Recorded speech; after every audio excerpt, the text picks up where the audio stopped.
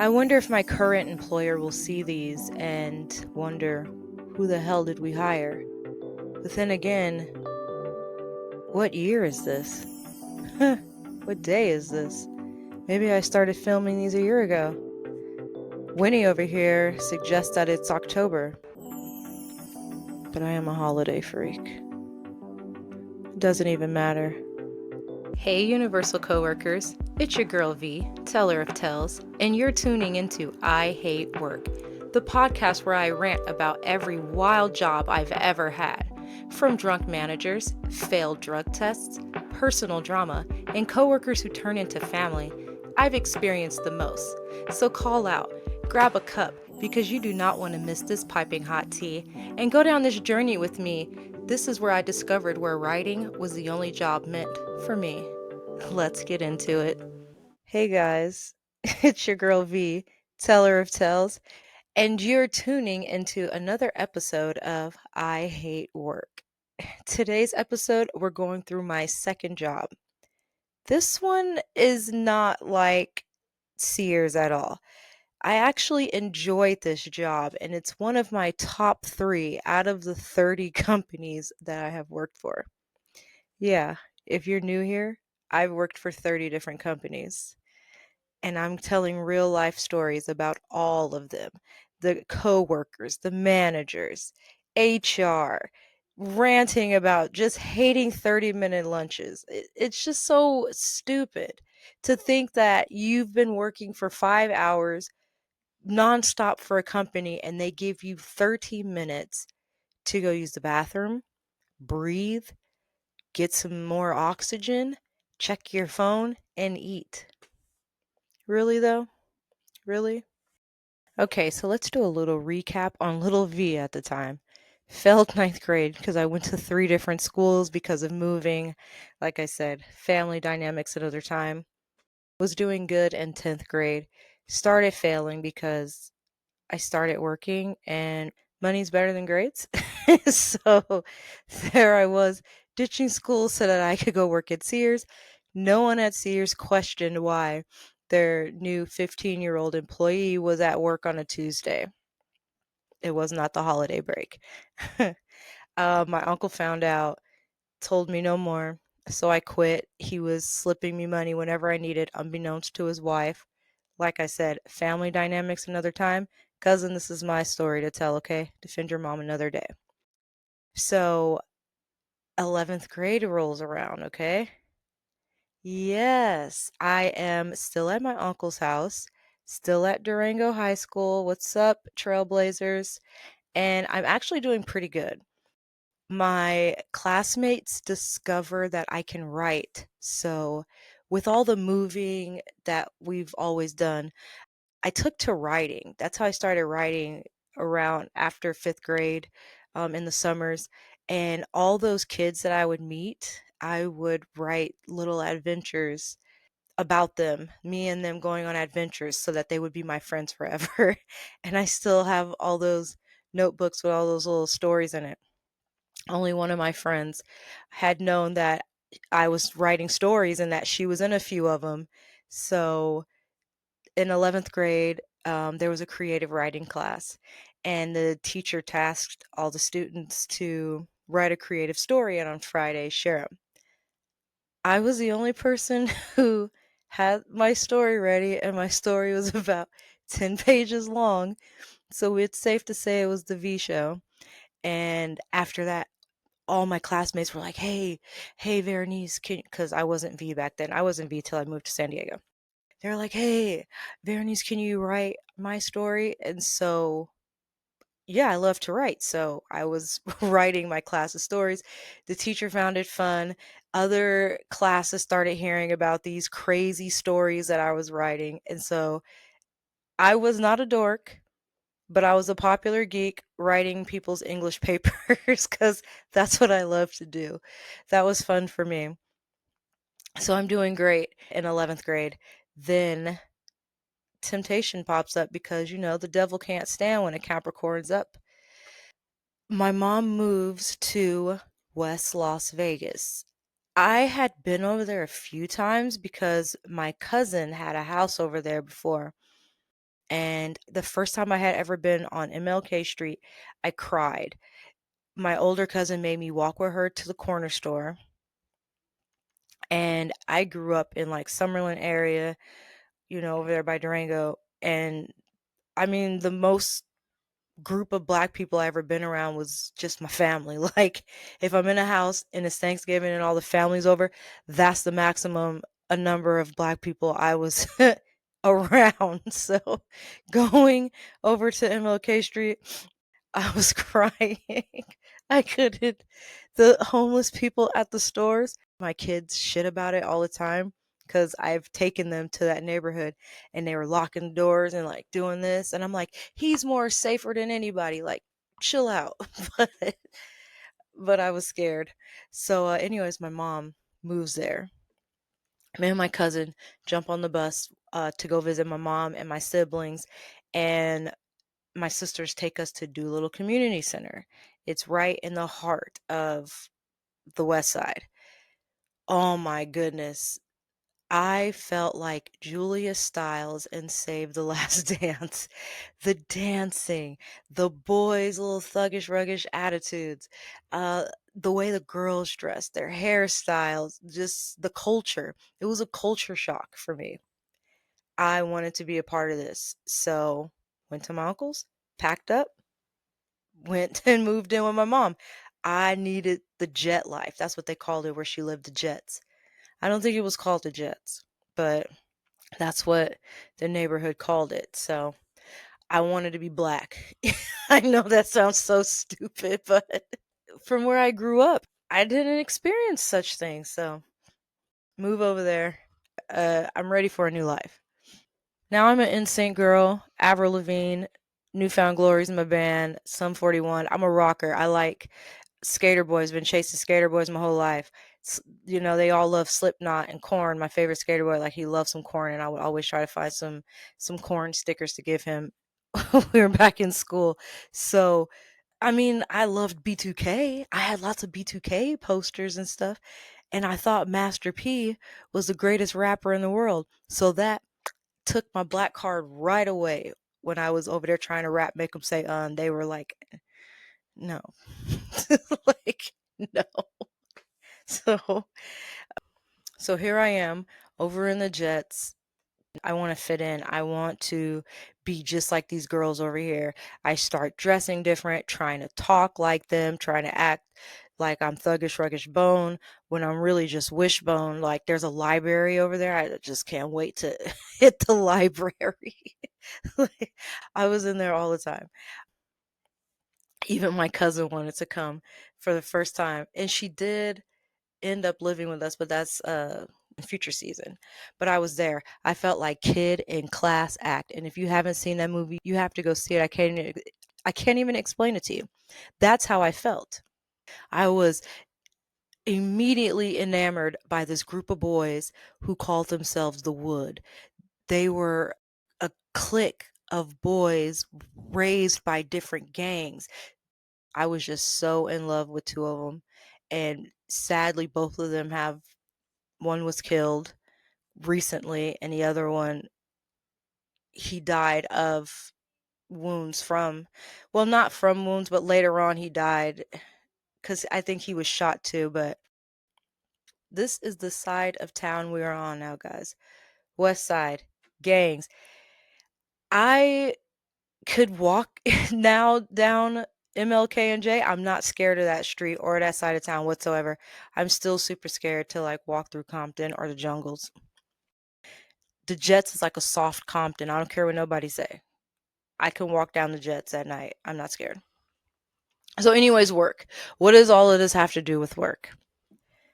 They bus us to Palo Verde High School. Hey, Panthers, because there's not enough black kids up in Summerlin. So I leave that area to move to the west side, and I get bused back up there to an all-white school with, so they like grouped us and made a whole bunch of us go up to Palo Verde High School. I did not try to make friends with anybody at Palo because they were my pastime in my brain. I could have been their punk rock prom queen, but nope. I'm trying to be a bad bitch over in the Jets. Can't even do it. So a counselor pulls me in to her office and she says, "Look here, Vernice, you're a junior this year, but you're not graduating because your transcripts are all over the place for ninth grade. For 10th grade, it looks like you missed a lot of school, therefore missing a lot of assignments. You got no credits."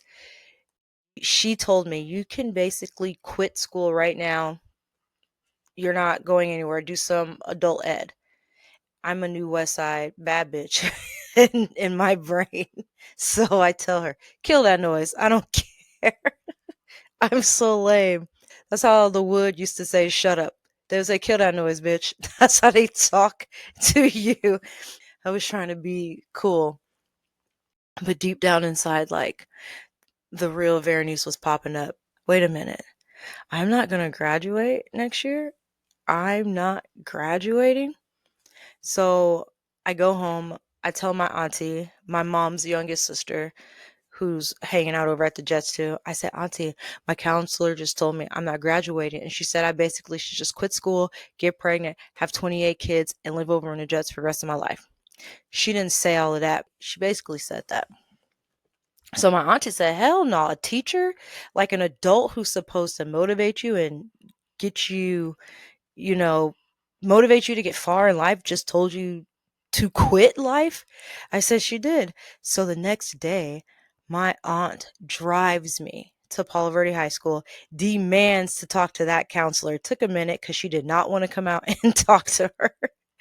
And so she sees us and like, she didn't say this, but she basically let it be known, I'm only at Palo because they have to show the government that there's black kids at the school. That's pretty much it.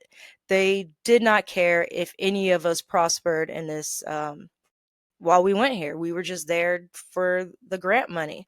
And my aunt said, "No, you can't just tell her she's going to fail without, at least without providing her some tools to try to get ahead." So she goes in her drawer, she pulls out some pamphlets and papers. She's like, "You need 13 extra classes. I don't know where you're going to get 13 classes from while you're already here at school and then have a whole nother year to go next year." She said, "You need 13 classes." I saw that there's some community service on this paper. Oh my goodness. I was so stressed. And the classes range between $150 to $500. Where am I going to get this money? So I get the school bus home. They made the whole neighborhood gather at Doolittle Community Center to get the bus to and from Palo Verde. So I get off the school bus and I'm staring at Doolittle like, because community center, my paper said I needed community service. So I have a thought. I go inside of Doolittle. The ladies at the desk automatically start frowning, looking me up and down. They've seen me around. I know them, they know of me. I've been running around trying to be somebody that I'm not, and just not me, just not a cool person at all. I go up to the counter like, "Hey girls, can I please do some community service?" They kind of just look for a minute and one of them says, "Go talk to Debbie." Debbie's in the office. So the city runs the community center because it's a community center. So all cities run those centers. So she's down from the city of Las Vegas doing some inspections, paperwork, checking stuff out, whatever it is that she gets paid to do. So I go in there, know how to talk to her. I tell her I just need some community service credits. Can I help around the club? And she said, "Yeah, sure. You can sweep, take out trash, do whatever." She said, "Let's go talk to Mel, who's the director." I've seen Mel around a few times and I always try to stay clear of him because he is like no nonsense. You don't mess with Mel. You don't lie to Mel. You don't act up in front of Mel. You don't disrespect Mel. He kind of reminded me of Ernie Hudson from Black Ghostbusters, guys, if you don't know. So we go in the gym. She goes, "Hey, Veronice here is going to do some extra credit for work." And he goes, "Why?" I'm like, "Dude, let me get the credits." Like, let me sweep the floors. It's going to be embarrassing. Like, everybody's about to make fun of me. Just let me do it. And he dismisses her. and then it's just me and him. He's pulling from my soul. I see him looking deep into my eyes because he does not want to be lied to. So I said, I messed up. I don't have any credits. I'm trying to do the impossible. It's almost the end of 11th grade, and then next year I'm not graduating. And so his whole demeanor changes. He just becomes like this soft person. And he goes, follow me. He takes me out the gym. We go into the game room. I've been in there a few times, but I always just thought the ladies at the desk were being mean because it was always closed. Come to find out, there was just no staff in there. So he turns on the lights and he says, this is your desk. This is your office. You're in charge of the game room now. Work credits are more than community service credits. So just like that, I was now an employee of the city of Las Vegas working at Doolittle Community Center. Just so strange. Another no interview. So he gives me the address. I have to go to the city building. It's like the courthouse. Or I think I went there. I can't remember. I just know I went downtown. I got on the bus, went downtown, filled out all the paperwork. Nobody helps me. I guess they don't have to. I don't know. I'm 17 now. I'm not stupid. I just wish there was always an adult there to explain stuff to me. But fill out all the paperwork and get my fingerprints done, get my drug tests. And a couple days later, I get a call from Debbie. I don't even know if that's her name. I'm just calling her Debbie. She looked like a Debbie to me. And she tells me everything passed. I'm good to start on Saturday morning to do a full shift in the game room. I show up to work. They show me how to fill out the paper. It's a paper time card. So you just put in the time you're in, time you're out, your 30-minute lunch, stick it in your little cubby thingy. So I did all that. Gave me my keys to the freaking community center, which could have probably been dangerous if anybody in the wood ever got a hold of my keys, but they didn't. But yeah, they gave me my keys and I went into the game room. There was no training, just in the game room. So yeah, that was just crazy. The game room was my kingdom. There's air hockey in there, pool tables, Pac-Man, Mortal Kombat game. There's a couch area with comfy chairs, beanbag, video game, big TV, and then there's my desk. I had like a little radio on there and a computer and like the little clubhouse cards for memberships, but they were all blank. Nobody had been making the kids do their memberships. So the pay is $6.12 an hour. So happy. A whole dollar more than Sears. This is grand. This is great. I could walk to work because I just lived right across the field. It would take me 10 minutes to and from work. My sisters are always here. My brother is always here. I've dubbed the wood, so now I've got 20 new brothers. It was a good time. And these were all my friends that were here at the clubhouse. It was great. For a while, I was trying to just figure it out. Back then, I was kind of upset with Mel, like, dude, you're not helping me. But after that experience, I was like, oh, he knew I'd figure it out, which was amazing because first of all, I shed the poser me. It's so crazy to think that I'm a poser trying to be hood. I'm not a hood girl. I just want to read V.C. Andrews, Harry Potter's, and watch Lord of the Rings. Let's watch my Harry Potter movies and blast and sync all over the place, okay? My room in the Jets was like a museum to those people over there. Just how all my NSYNC stuff was packed around the walls. My NSYNC dolls always hung from my ceiling, and then I had blankets, pillows, and my VHS player always had a NSYNC tape in it. It was good times. It was good times. Okay, back to work. It's hard to keep work and the community separate because Doolittle is the community, and the community is Doolittle. It literally is one and the same. So for a while, I'm working by myself. After school from 4 to 8 p.m., weekends, I'm working 8 to 4 p.m. Never late, never called out. There was no reason to. I got my 30-minute lunches. I did not complain about because my house is right across the way. Someone can always bring me food. Down the street is McDonald's, Jack in the Box, Taco Bell. My 30-minute lunches was okay. Never took my 10 minutes or 15 minutes. There was no need to. I'm in a game room all day, hanging out. Yeah, I could care less about the breaks. Benefits? I'm 17. What is a benefit? Do I need it? The only thing that they required me to fill out and to fully understand was a will. Because if you know MLK and J Street, you can get killed. I went to so many funerals. I've lost so many friends, so many teenagers.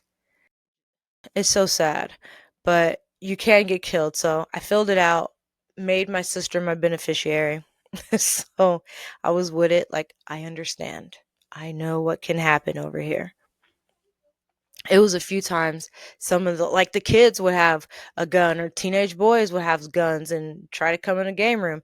And I'd be like, kill that. No, you're not going to do that over here. And that's what I loved about working there, even though you're in the heart of, I don't want to call it sadness. I don't know how to put it. But even though you're in the heart of such a neighborhood, the kids and the teens that came there understood that they needed to be respectful. No gang banging allowed inside of Doolittle. No weapons, no fighting. You could not be disrespectful. When you came into Doolittle, you were in Mel's house and you had to respect it. Okay? And they all understood that. Summer rolls around and they hire someone to be with me because at first it's just me by myself. The staff out in the middle, they're not friendly with me. There's the men around that do the gym and the basketball teams. They're a little older. I'm in the game room blasting Lincoln Park. Nobody on the staff is talking to me. They don't invite me to lunch. They hire me a friend. Well, they didn't know she was going to be my friend, but they hire someone. Hey, Charnay. So they hire Charnay Brooks, comes in. She's just like me. White, black girl. We know all the same bands. She got the same band tees. Like, obsessed with skater boys and white boys. Oh my God, she's my partner in crime at Doolittle. So now I had someone to get made fun of with. They, all the kids would be so pissed because we'd make them watch our stuff, like our favorite bands. And if they were good, and they had been nice to us, we'll let them watch 106 in Park. 106 in Park was a treat. They had to respect us. They had to respect the bands, okay? They couldn't be like that. Summertime was so amazing because the lifeguards that were bussed in for the whole summer for the pool, they brought us in some Abercrombie and Fitch models. Me and Charnay was in heaven. You guys brought them to us. It was such a good time. This is the best job. Like, I had so much fun at Doolittle. I cannot even complain. There's a academy across the street, Andre Agassi. I swear, the private school kids were sometimes worse than the badass little Crips and Bloods running around, okay? Because these kids they didn't even live in the neighborhood. Most of them did not. Their parents brought them down from Summerlin to go to Andre Agassi, which is weird, but whatever. Those walking thesauruses were just not, they were just so smart and just so intelligent and so snooty and just so Fortune 500 attitudes. Okay. Because I'm studying, I'm paying for my extra classes. There was these two boys, these two brothers. One was in 6th grade, one was in 7th grade. and they would stand over my shoulder while I was studying for the SATs. And they go, "That's wrong.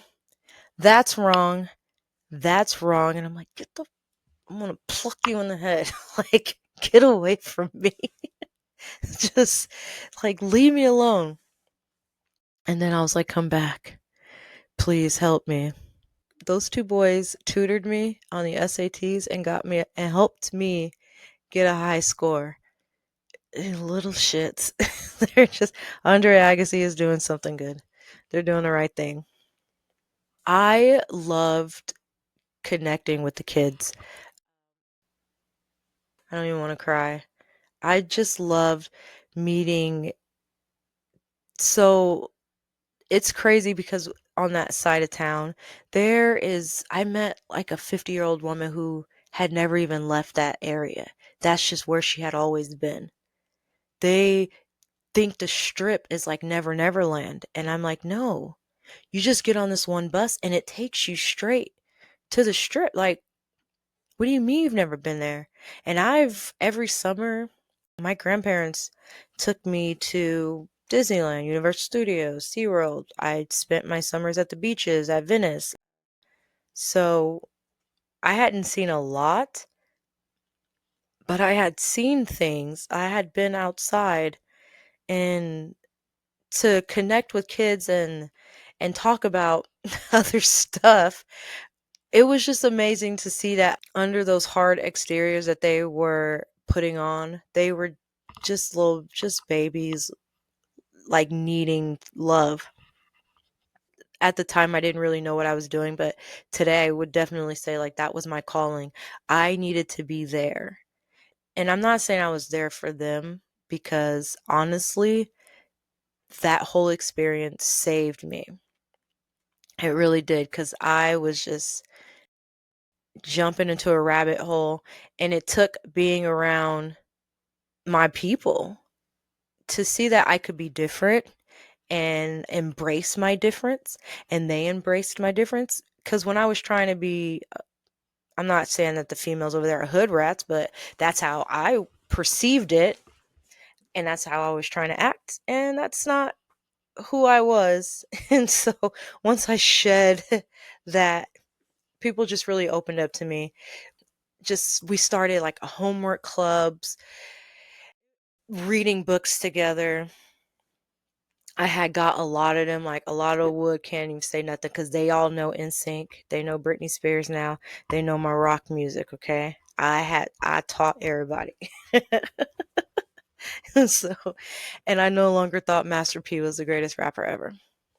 Who do I like as a rapper? I think I just moved on to Bow Wow. That's I did like Twista. I like Twista, okay? Their customer experience.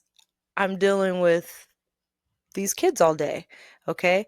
I learned really quickly that even if the customer is not right, you pick and choose your battles.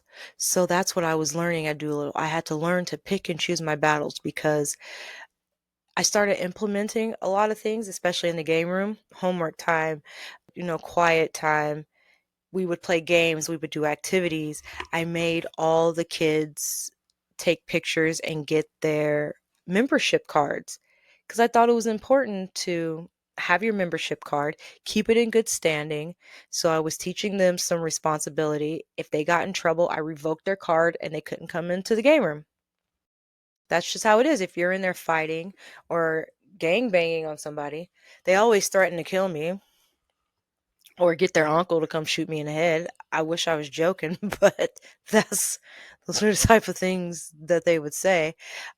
I learned to pick my battles, because you would have a mom who's a Gerson, a dad who's a Crip, a sister who's a Blood, and I don't want to get beat up. Okay? I don't want to get beat up. So, yeah, I learned everything is not an argument, okay? There was this one time where a mom came storming in.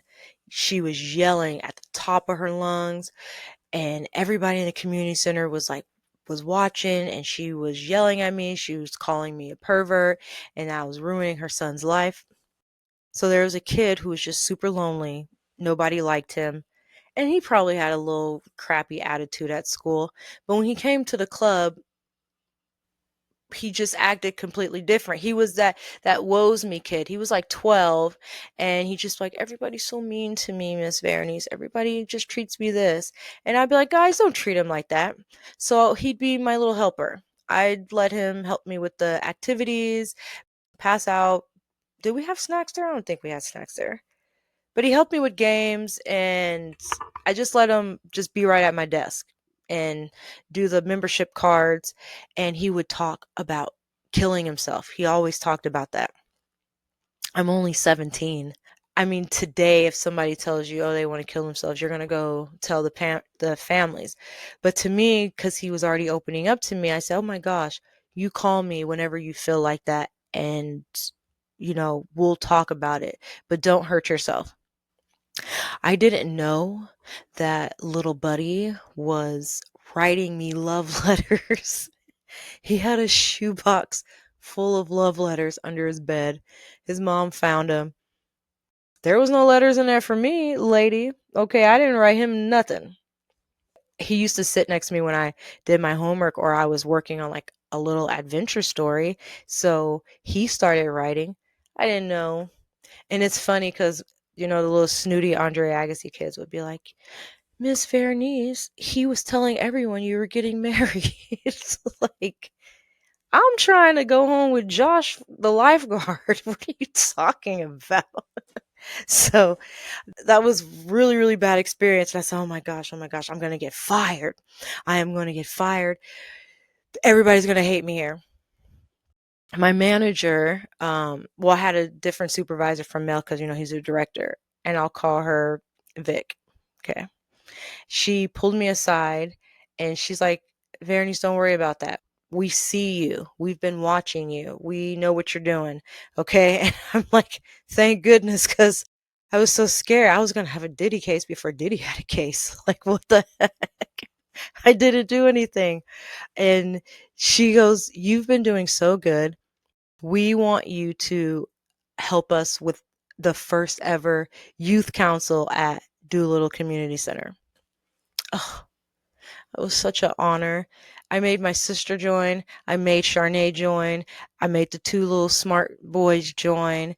And we would have our meetings and figure out different programs and fundraisers we could do for the community. We did a pool tiki night. We did a back to school bounce where we made posters for every single school. And my supervisor, Vic, she was a part of a legendary sorority at a head HBCU. Her sisters gathered to come to one of our events. They did their, what is it called? Oh my gosh, I can't think of it. They did their dance, gave motivational speeches, brought supplies and stuff for the community. It was so much fun. It was great. So between work, school, all my extra classes, doing the community service became the youth council, which was great. So I'm getting work credits, youth council giving me my community service credits. I'm back in film classes at school. So I'm going on trips with the film class. We were going to Paramount, just getting back into my passion. So I was really having a good time catching up at school. Doolittle did not feel like work. I never felt like I was at work. It was, oh my gosh, it was just I needed to be there. I think I already said that, but I absolutely needed to be there. So I just want to take a moment to just thank Melvin. When I went to visit Vegas a couple years ago, I had did a book event down there. And of course I had to go run through to Doolittle. I gave them all four of my books that I've have published. I think I gave them all five. Gave them all my books that I have published, and I was talking to the staff there.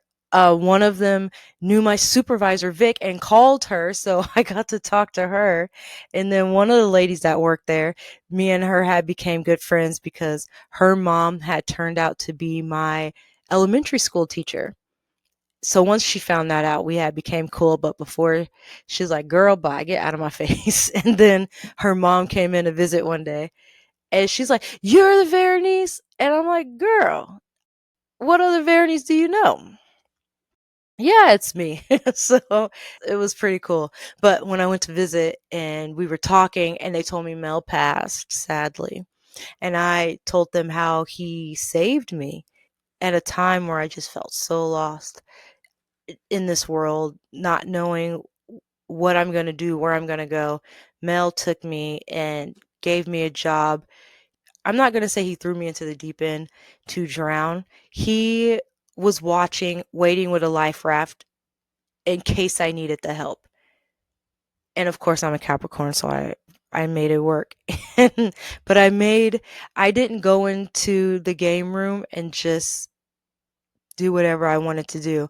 I thought of ideas and did some structure and created, program for the kids for after schools and for the summers. We did computer labs. I started book club. We just had such a blast. How we had Halloween events, did haunted houses.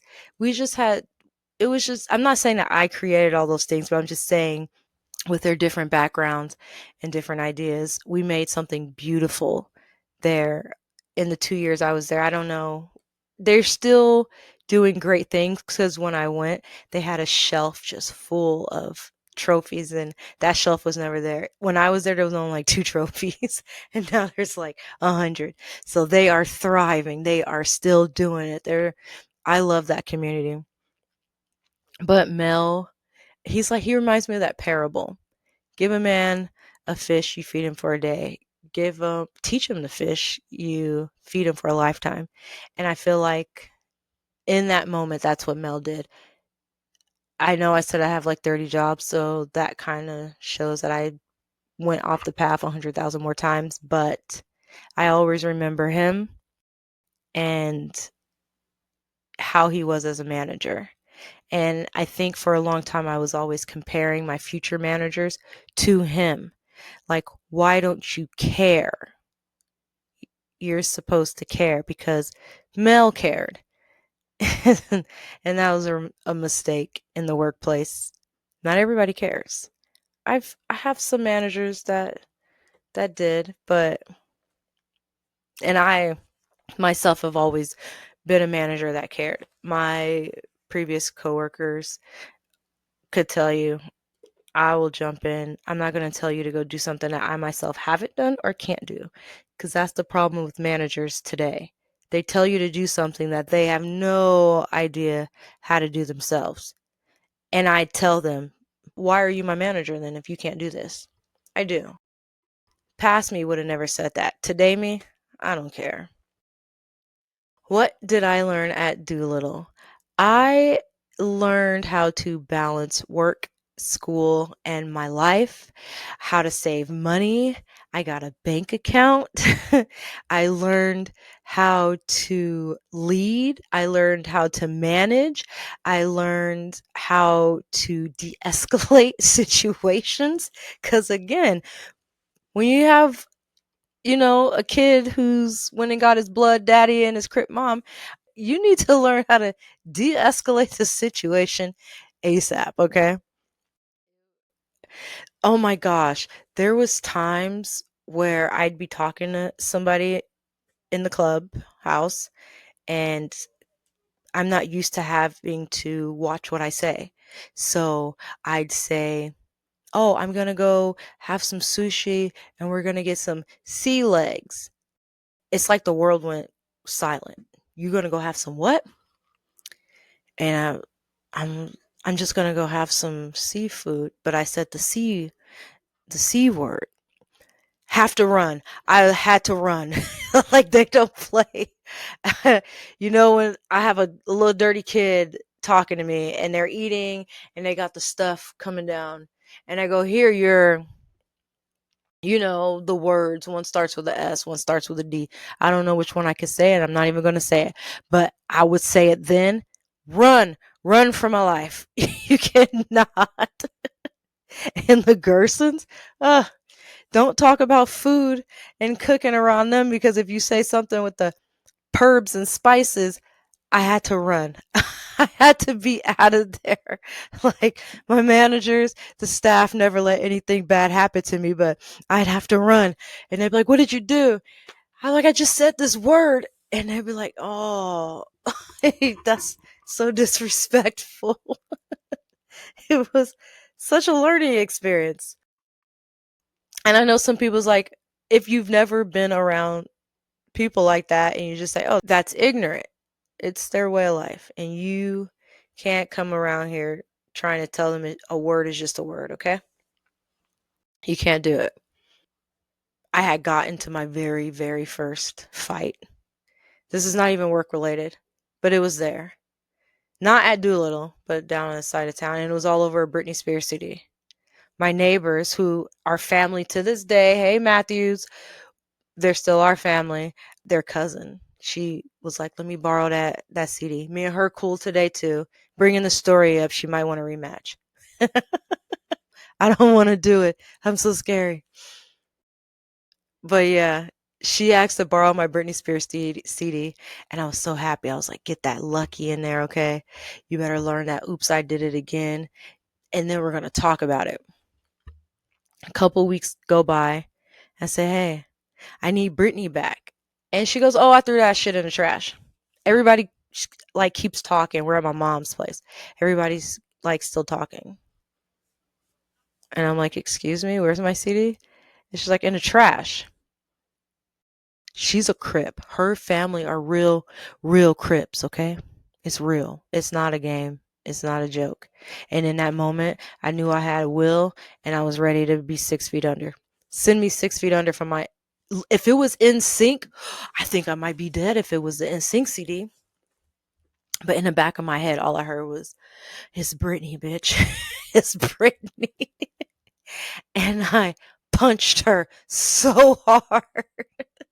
It's not funny, but it's funny today. It was not funny then at all. Like, no, we wasn't laughing for the longest, and we was not cool for the longest time either.